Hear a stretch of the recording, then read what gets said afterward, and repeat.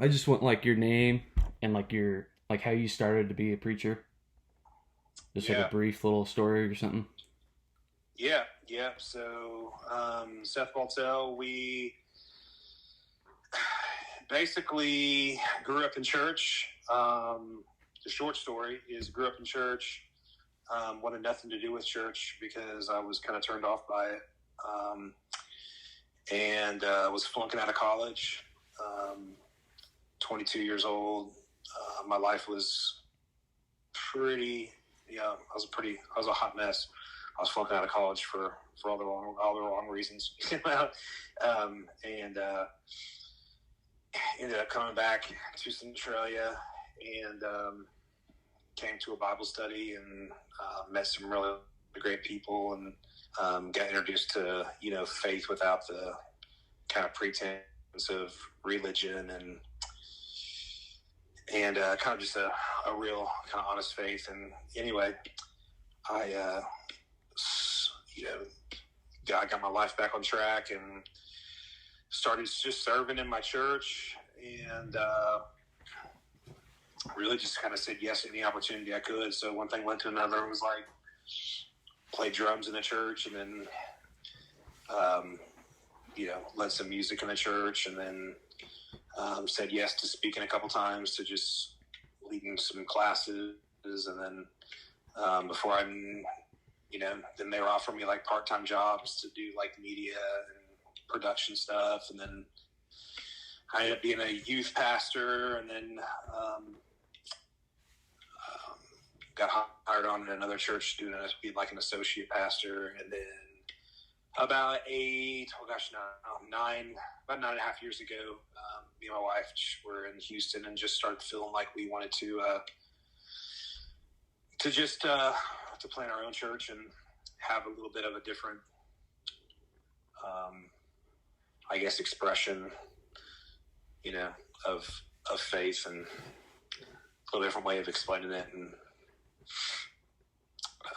I guess maybe the best way to put it than what we saw and felt like Centralia was a place to do it. So Yeah. anyway, moved back here and started the church. So.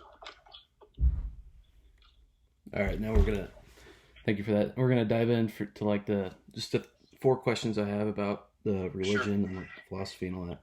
And this first thing, I mean, I was reading work that in our class he was like a French mathematician, and after that he devoted his life to reading scripture, and he kind of related believing in God as a cost and benefit situation. Like if you're right in believing into Him, you get many positives, and if you're wrong, then you lose nothing at all. Would this be something that you agree with, and why? Um, yeah, so if you want to look at it that way, I do agree with that. And so from my perspective, the cost of it, like at this point in my life, there is no cost. I've lived life without God, and then done life on my own terms, and just done live however I wanted by my own rules, and it brought destruction upon my life. And then I've lived life according to the best I could, obviously failing along the way, but live life according to God's ways, and it's brought fruitfulness and favor upon my life. And so even if it's all a fairy tale, and I'm not going to pretend that I don't have doubts just like anyone else. Yeah. I'm a human being that has doubts, and I lay my head down at night. Sometimes when I'm in front of all the people, I'm like, is what I'm saying even really true? Because at the end of the day, it is faith, and the opposite of faith is not doubt. The opposite of faith is positivity. Is like assurance. The opposite of faith is proof. So at the end of the day, we don't have proof. So we do wrestle with doubt.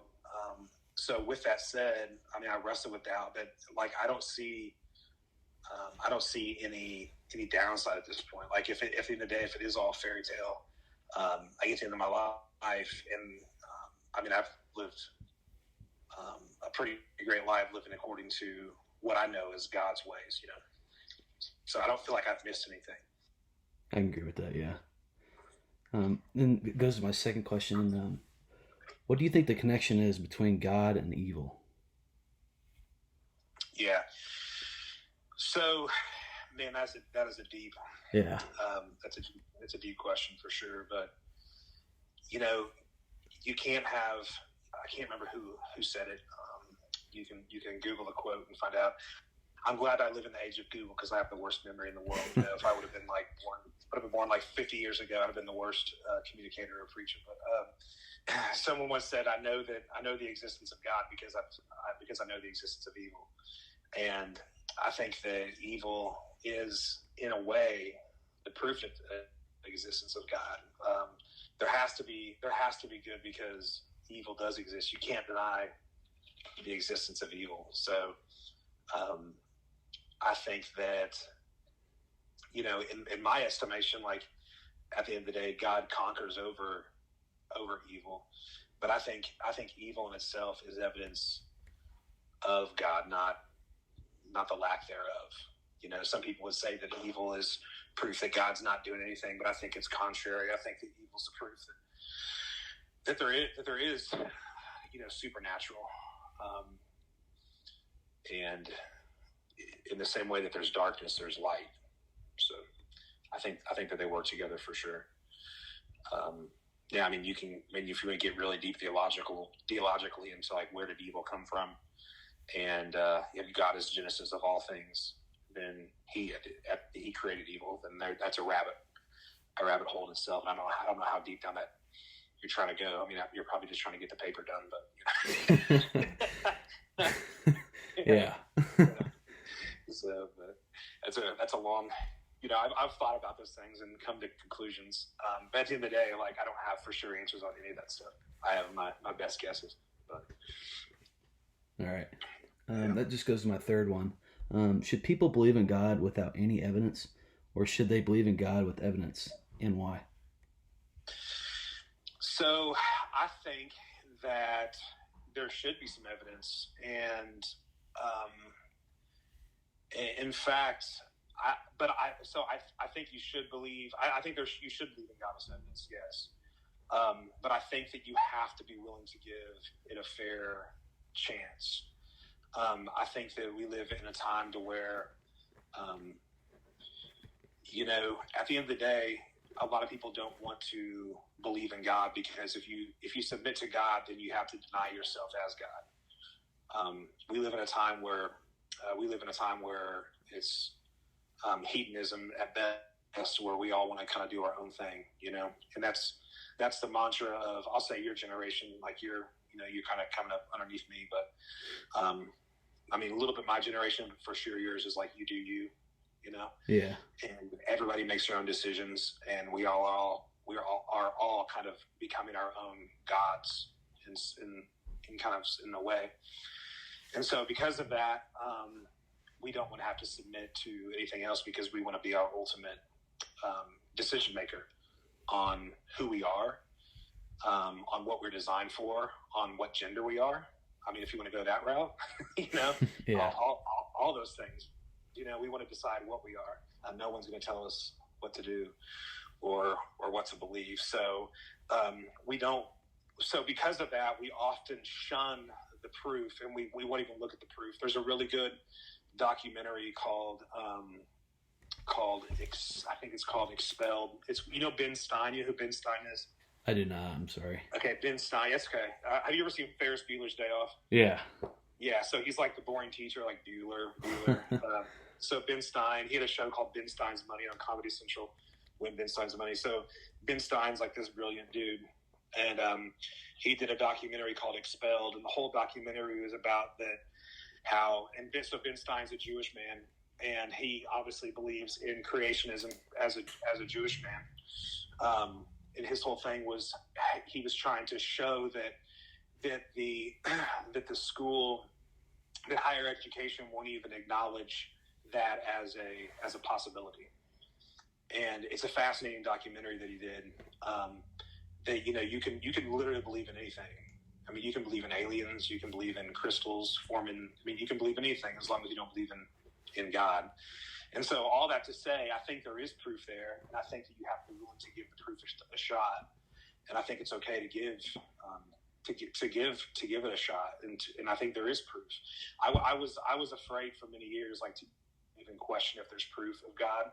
I started questioning things like dinosaurs and all the creation and all those things, and I went down that road, and I found that there are arguments for all of those things, and so I think it's okay. But at the end of the day, you got to have faith. I mean, it doesn't matter what you believe, even if you believe in like the Big Bang, like it is a theory, Yeah.